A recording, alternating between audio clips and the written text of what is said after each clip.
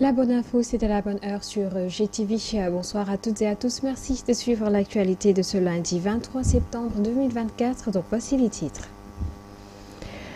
Législative du 17 novembre, le PDS authentique se lance déjà. Dirigé par le doyen Doudou Wade, le PDS se prépare pour gagner le maximum de sièges le 17 novembre. En conférence de presse, Doudou Wade a révélé que le Parti démocratique authentique est en pourparlers avec d'autres partis pour former une coalition pour les prochaines échéances. Et puis à Tamba, les responsables du parti Force Nouvelle sont très remontés. Ils fustigent un manque de considération à l'endroit de leur leader Alpha Cham, qui est membre de la coalition Diomaye Président. Ils exigent que leur leader soit impliqué davantage dans ce processus électoral compte tenu du grand rôle joué au sein de la coalition Diomaye Président. Et puis, face à la presse ce matin, le collectif des enseignants stagiaires de FASTEF dénonce les conditions dans lesquelles les étudiants travaillent et exigent leur dû. Ainsi, ce collectif est prêt à boycotter les examens de ce 1er octobre si l'État ne fait aucun effort d'ici là. C'était là les titres, le développement, c'est juste après ceci.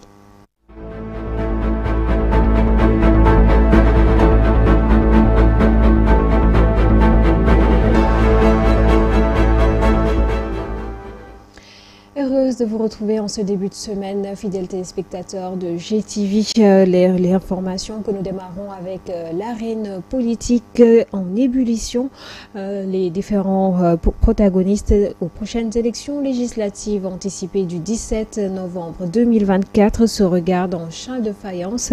Ce week-end, lors d'une rencontre organisée par le ministre de l'Intérieur en prélude justement à ces élections, certains partis de l'opposition ont claqué la porte après avoir réclamé en vain le retrait des décrets du président Bassirou Diomaye Diakhar Faye jugés illégaux. Jean-Baptiste Tine, pour sa part, a invité l'Alliance pour la transparence des élections à rejoindre les discussions pour un processus inclusif. Suivons ses propos avec Mme Awassal. Les 120 partis et mouvements que nous représentons dans l'ADEL. Une arène politique en ébullition ce week-end lors d'une rencontre organisée par le ministère de l'Intérieur en prélude à ces élections. Certains partis de l'opposition ont claqué la porte après avoir réclamé en vain le retrait des décrets du président Bassirou Diomaye Faye jugés illégaux. Politique qui vient d'être mise en place récemment. Une partie d'entre eux a préféré boycotter et partir après avoir tenté en vain de bloquer le processus. On ne peut pas aller à des discussions et présumer d'emblée de leur finalité. La tutelle lance un appel à cette coalition afin qu'elle change de position et rejoigne les discussions en cours. Venir dire aux gens, écoutez, il y a des décrets et des arrêtés qui sont pris, vous les retirez d'abord, vous vous engagez à les retirer avant qu'on discute. J'appelle ATEL à rejoindre l'attelage électoral avant qu'il ne soit trop tard. C'est l'ère des alliances et tractations entre partis politiques et coalitions de partis depuis l'annonce des élections législatives anticipées qui devront se tenir le 17 novembre prochain. Visiblement, du côté de l'opposition, aucune stratégie politique n'est de trop pour parvenir à amasser le maximum de sièges dans cette 15e législature. Suivons les détails dans ces récits signés Mansour Diassé. Les premières alliances pour les législatives se forment. La coalition composée par la nouvelle responsabilité d'Amadouba, le Parti socialiste est en gestation. Une nouvelle coalition d'envergure pour faire face à la mouvance présidentielle lors de l'élection législative du 17 novembre vient d'être mise en pied. Deuxième de la dernière élection présidentielle avec 38% des suffrages, Amadouba s'allie avec Aminata Mbengue Ndiaye, PS et Khalifa Sall Taxawu Ndakaaru. Une nouvelle plateforme baptisée Alliance pour la transparence des élections ATEL a vu le jour jeudi à Dakar. Elle regroupe des personnalités issues de l'opposition politique Près d'une centaine de figures politiques ont signé la charte fondatrice de cette organisation dont l'objectif est de garantir un processus électoral équitable et transparent. ATEL se positionne comme une structure de concertation et de réflexion prête à s'engager activement pour assurer la régularité des élections législatives prévues pour le 17 novembre prochain. Du côté de l'Alliance pour la République, c'est beaucoup plus agité. En effet, lors d'une rencontre ce dimanche au siège du Parti démocratique sénégalais, des responsables de l'APR, parmi lesquels on peut citer Mbaye Ndiaye, Abdoulaye Seydou Sow, ont échangé avec les libéraux pour faire bloc et engager les élections législatives. Du côté du PASTEF, la voix en solo semble privilégiée, même si la coalition Diomaye Président dit soutenir toujours les patriotes en direction des législatives. Le Parti démocratique sénégalais authentique vient de lancer le compte à rebours en vue justement de ces élections législatives du 17 novembre prochain. Les membres l'ont fait savoir en conférence de presse. Selon Doudou Wade et compagnie, le parti de l'ancien président de la République, Maître Abdoulaye Wade, est en pourparlers avec d'autres partis pour former une coalition à l'occasion de ce scrutin, suivant le compte rendu de Abdoulaye Dieye et de Serignan. Cette conférence de presse se tient dans un contexte particulier, marqué par une dissolution, pour la première fois dans l'histoire politique de notre pays, de l'Assemblée nationale par décret présidentiel. Cette dissolution, intervenue dans des conditions dramatiques, constitue une véritable rupture avec les bonnes pratiques et pèsera sans doute lourd dans le passif du régime actuel en place au moment de dresser un bilan. Ce contexte est également marqué par les jeux d'alliance et de contre-alliance en direction des élections législatives de novembre 2024. Nous informons l'opinion publique nationale et internationale que nous irons à ces élections, Inch'Allah. Cette participation aux prochaines législatives entre en droite ligne de nos orientations et objectifs stratégiques que sont le sauvetage de l'honneur et de la dignité du PDS et de ses membres, la préservation des valeurs, principes et règles qui régissent le fonctionnement du parti depuis sa création, la protection de l'œuvre du frère secrétaire général national Maître Abdoulaye Wade est un patrimoine commun qu'est le Parti démocratique sénégalais. Concernant notre participation aux élections législatives à venir, nous sommes en discussion avancée avec des partis et coalitions de partis politiques qui se sont rapprochés de nous et avec lesquels nous pourrions cheminer. Cependant, ces futures alliances devront tenir compte des objectifs politiques et électoraux que nous nous sommes déjà fixés et qui pourraient contribuer largement à sauvegarder l'héritage que constitue le PDS. Et le maire de Mbao, Abdou Karim Sall, qui a annoncé la création d'une coalition politique And Sikoloute Ngir Sénégal, qui portera sa candidature aux élections législatives de novembre 2024. Malgré son départ de l'Alliance pour la République, il a exprimé sa gratitude envers l'ancien président Macky Sall. Ses propos sont recueillis par Hadi Fall.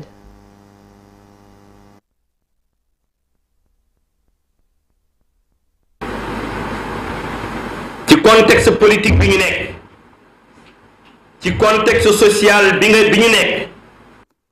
Dans le contexte politique et social actuel du pays, j'ai décidé avec mes militants, amis et sympathisants de tracer mon propre chemin.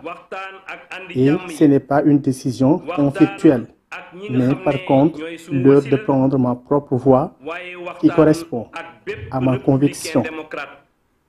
Et vous savez que prendre une telle décision n'est pas facile, de même que aisé, et je profite de cette occasion pour remercier le président Macky Sall pour tout ce qu'il a fait durant notre compagnonnage.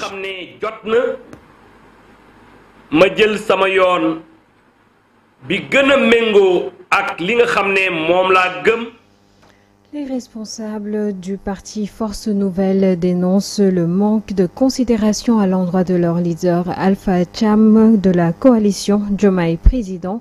Ils estiment que la dynamique unitaire de la dernière présidentielle doit être maintenue pour les législatives. Mais aujourd'hui, ils ne cachent pas leur inquiétude face à un changement d'attitude noté chez certains membres de PASTEF. Keba Gassama, responsable de Force Nouvelle, s'est exprimé au micro d'Amadou Diallo.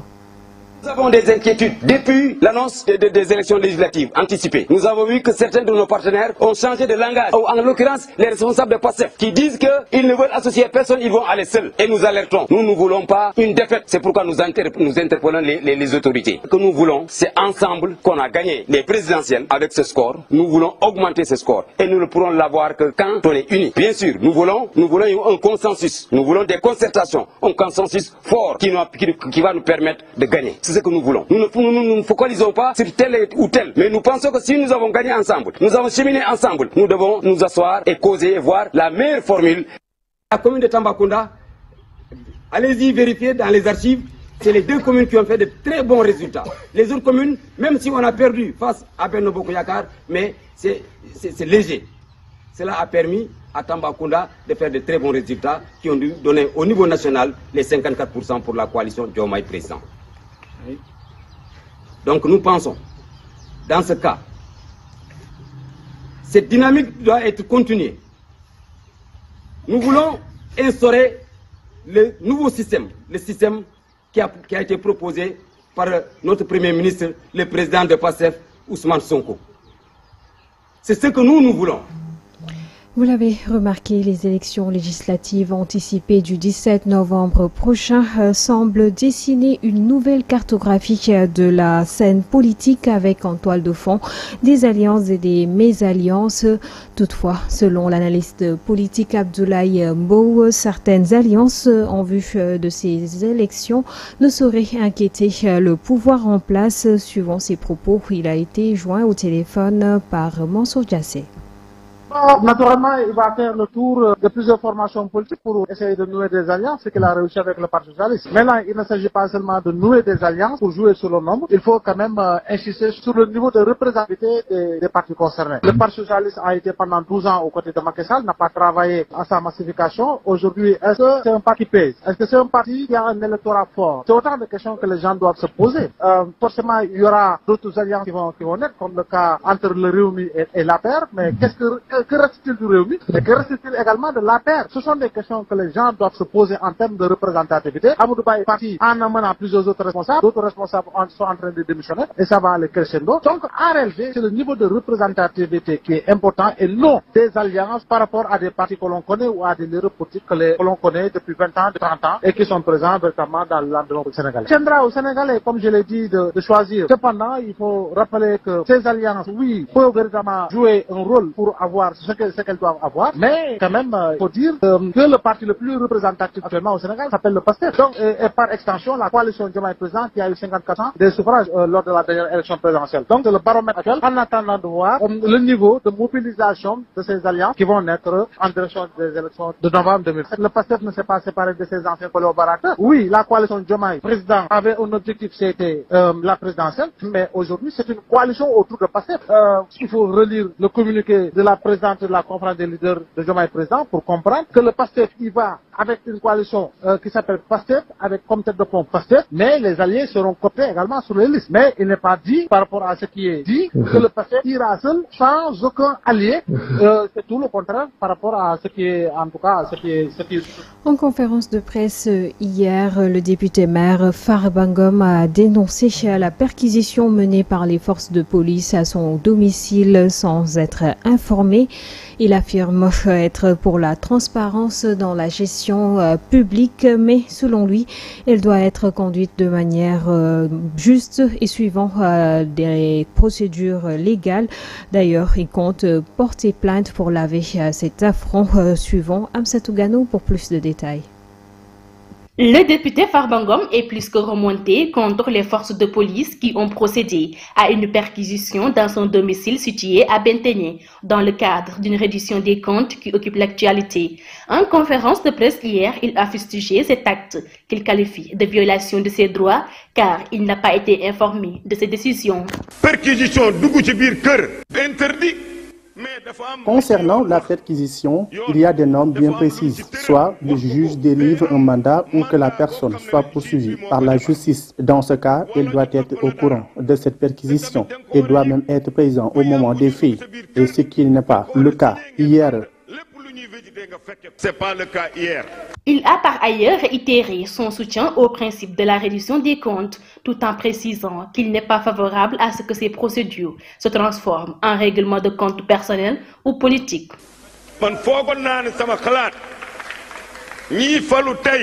À mon humble avis, je pensais que l'actuel régime, en commençant par Ousmane Sonko, pouvait diriger le pays sans ce genre de situation. S'il avait les pleins pouvoirs, il a toujours battu contre certains agissements. Et aujourd'hui, le régime adopte les soi-disant méthodes qu'il dénonçait auparavant.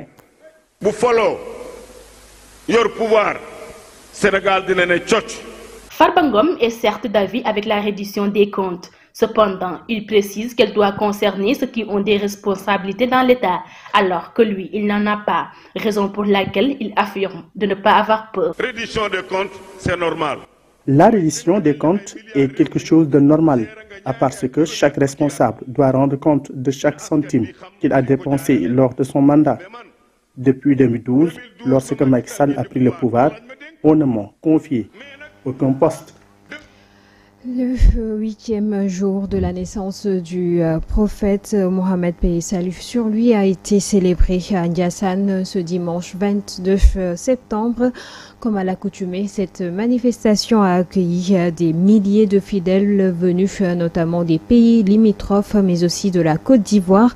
Ainsi, le ministre de l'Intérieur, Jean-Baptiste Tine, est venu assister à cette cérémonie, en a profité pour se prononcer sur l'actualité. Suivons ses propos au micro de Aïssatou Ba.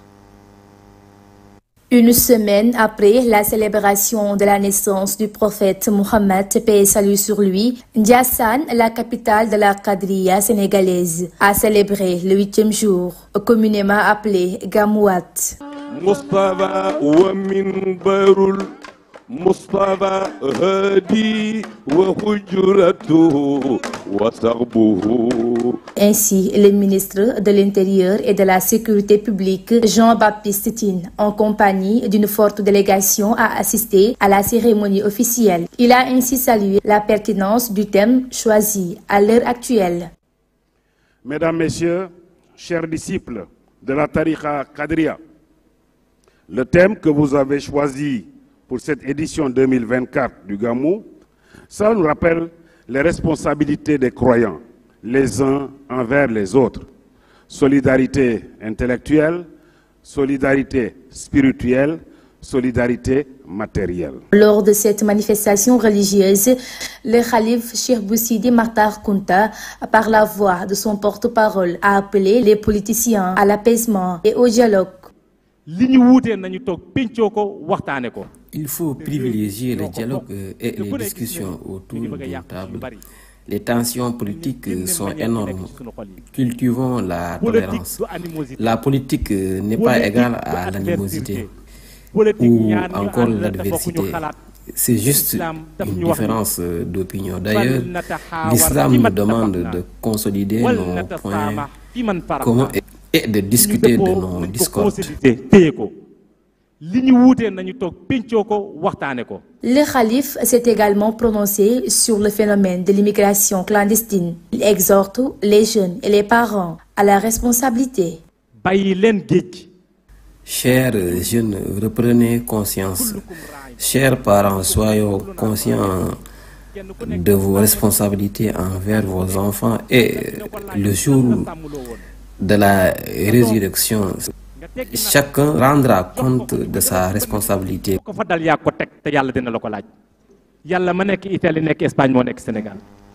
Le collectif regroupant les enseignants stagiaires de FASTEF menace de boycotter les examens prévus le 1er octobre prochain. La raison, ils disent être victimes d'une discrimination et fustigent avec la dernière énergie cet état de fait qui, selon eux, impacte leur formation. Ils demandent ainsi à l'État d'intervenir. Ils se sont exprimés en conférence de presse ce matin au micro de Mamadou Lamine Diouf. Mamadou Lamine Diouf plutôt, qui a porté leur parole, est au micro de Ndella Ndiaye. Pour accompagner les veillants soldats du savoir que nous sommes dans cette formation à distance qui fut présidentielle, l'État du Sénégal, en vertu de l'article 23 du statut général de la loi numéro 71 mars 1971, selon lequel les facilités de formation professionnelle et accès au corps hiérarchiquement supérieur pourront être assurés à tous les fonctionnaires ayant les aptitudes nécessaires. Aussi, l'article 61 prévoit que les fonctionnaires désignés pour suivre des stages de formation professionnelle dans ces conditions bénéficieront pendant toute la durée de leur stage de la rémunération d'activités correspondant à leur grade. Il est également à noter qu'une allocation de stage peut, en vertu des dispositions de l'article 72, être allouée aux fonctionnaires en vue de bénéficier d'une formation leur permettant d'accès aux hiérarchies supérieures en vue d'un perfectionnement destiné et leur permettre d'assurer dans les meilleures conditions des fonctions qui leur sont dévolues et auxquelles ils ont normalement vocation, les fonctionnaires du corps auxquels ils appartiennent. En revanche, la direction des bourses, en connivence avec la FACEF, a procédé récemment au paiement des bourses à une infime minorité, 140 et quelques, d'enseignants et stagiaires, pour nous refuser le même droit, alors que nous constituons la majorité des ayants droit, 300 enseignants fonctionnaires. Par ailleurs, pour assister à cette formation, la majeure partie des collègues quittent des postes très éloignés dans des conditions très difficiles à Dakar. Cependant, tout ce que nous voulons, c'est que les autorités compétentes, en particulier le ministère de l'Éducation nationale et la direction des bourses, nous mettent dans nos droits dans les plus brefs délais. Le président de la République, Bassirou Diomaye Diakhar Faye, est actuellement en visite aux États-Unis pour la 79e session de l'Assemblée générale des Nations unies, une session à laquelle plusieurs chefs d'État et de gouvernement vont assister. En prélude à l'Assemblée générale des Nations unies, le chef de l'État a eu à rencontrer plusieurs personnalités. Radifal nous fait le point. En visite aux États-Unis, le président de la République, Bassirou Diomaye Faye, est à New York pour les besoins de la 79e session de l'Assemblée générale des Nations unies, qui s'ouvre ce mardi. En marge de ces assises, la délégation sénégalaise prendra part au moins à 5 rencontres. Ce dimanche, le chef de l'État, Bassirou Diomaye Faye, a pris part à l'ouverture du sommet de l'avenir après avoir signé le pacte de l'avenir qui compose 56 points et incite les institutions internationales à respecter leurs promesses face aux grands défis contemporains. Il se penchera sur la position du Sénégal dans un discours prévu ce lundi. Demain mardi, le chef de l'État va assister au sommet des chefs d'État. La délégation sénégalaise participera à la conférence sur la lutte contre les changements climatiques et l'avancée de la mer. Le Sénégal est aussi invité à participer à un panel sur la santé publique orienté vers la lutte contre les agents microbiens. Des rencontres bilatérales et aussi des tête-à-tête avec des partenaires privés américains sont aussi prévus. Le président Bassirou Diomaye Faye fera aussi un passage en Californie, la capitale américaine du numérique et de la technologie. À présent, la page des sports en brève. D'abord, l'ASC Jaraaf de Dakar qui s'est imposé 3-0 contre le Racing Club d'Abidjan, validant ainsi sa place pour les phases de groupe de la Coupe de la Confédération. Almami Fall a ouvert le score dès la 6e minute de jeu, suivi d'un penalty transformé par Souleymane John à la 41e minute. Rémi Bokandé a clôturé la marque à la 84e minute, assurant une victoire sans appel pour les Sénégalais. Cette qualification marque ainsi un retour du Jaraaf à cette compétition. En atteignant la phase de groupe, l'équipe s'assure une prime de $400 000, soit environ 235 millions de francs CFA. Et puis, tournoi UFOA 2024, le Sénégal qui a terminé en tête du groupe B hérite de la Guinée, tandis que la Gambie défiera la Sierra Leone. Considéré comme l'un des favoris de ce tournoi, le Mali n'ira pas au-delà de la phase de groupe. Battu d'entrée par le Sénégal, les Aiglons ont été tenus en échec par la Gambie, 0 but partout hier dimanche à l'occasion du seul match du groupe B, réduit à 3 équipes après le retrait de dans la dernière minute de l'équipe mauritanienne. Ce nul a fait l'affaire des Lionceaux qui terminent donc premier du groupe B en dépit de leurs exemptions pour cette troisième journée. Les demi-finales donc sont prévues ce mercredi 25 septembre au Samuel Kayoun Doe Stadium de Monrovia. Le Sénégal croisera le fer avec la Guinée, tandis que la Gambie ira à l'assaut de la Sierra Leone.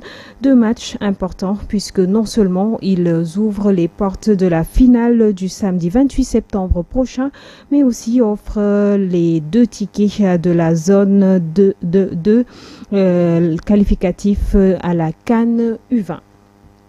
C'est ce qui met un terme à cette édition du lundi. Merci de l'avoir suivi. Le programme se poursuit sur GTV. Je vous retrouve demain pour